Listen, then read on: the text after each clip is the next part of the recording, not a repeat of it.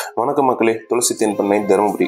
நம்ம தருமபுரியில் துளசி தென்பண்ணை எங்கே இருக்குன்னு பார்த்தீங்கன்னா, நம்ம அதியமான் கோட்டையில் இருக்கிற கலெக்டரேட் பங்களாவுக்கு பேக் சைடில் தாங்க நம்ம துளசி தென்பண்ணை ஒரு 3 வருஷமாக இருக்குது.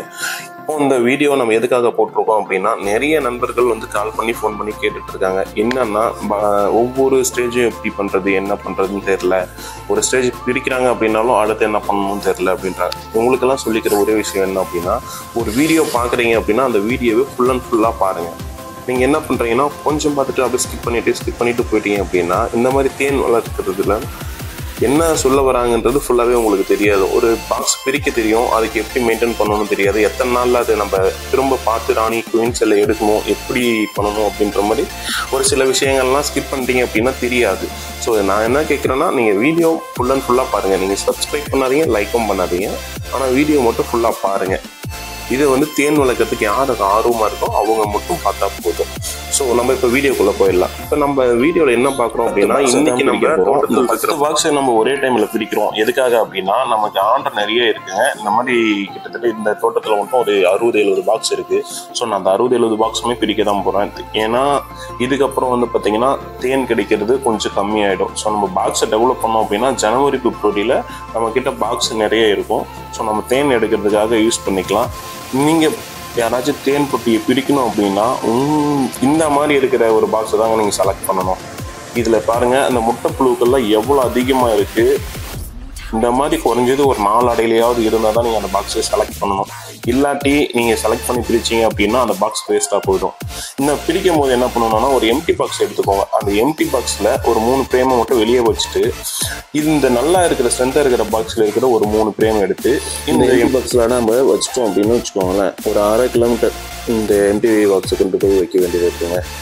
மீதி இதில் இருக்கிற 3 பிரேம் பார்த்தீங்கன்னா எம்டி பிரேம் போட்டிங்கன்னா இந்த குயின் இருக்கிற பாக்ஸ் ஆட்டோமேட்டிக்காகவே அடுத்த அடையை கட்ட ஸ்டார்ட் பண்ணிடும். ஸோ குயின் இல்லாத பாக்ஸில் பார்த்தீங்கன்னா 10 நாள் கழித்து குயின் வர ஸ்டார்ட் ஆகும். ஸோ நீங்கள் 9ஆவது நாள் நல்லா ஞாபகம் வச்சுக்கோங்க. நீங்கள் பாக்ஸ் பிரிச்சதுலேருந்து 9ஆவது நாள் அந்த பாக்ஸை ஓப்பன் பண்ணணும். ஏன்னு கேட்டிங்க அப்படின்னா, அதில் நிறைய குயின் செல் உருவாயிருக்கும். அதில் எது மெச்சூரிட்டான குயின் செல்லோ அந்த குயின் செல்லை மட்டும் வச்சுட்டு மீதி இருக்கிறதுலாம் நீங்கள் கட் பண்ணி வெளியே எடுத்துடலாம். ஏன் வெளியே எடுக்க சொல்கிறேன் அப்படின்னா, இந்த பாக்ஸ் பிரிக்கும் போது நீங்கள் நிறையா பாக்ஸ் பிரிக்கிறீங்க. என்கிட்ட 5 பாக்ஸ் இருக்குது, 10 பாக்ஸ் இருக்குது, நான் அதை ஒரே டைமில் பிரிக்கட்டுமான்னு கேட்டிங்கன்னா, நீங்கள் அந்த ஒரே டைமில் பிரிக்காதீங்க.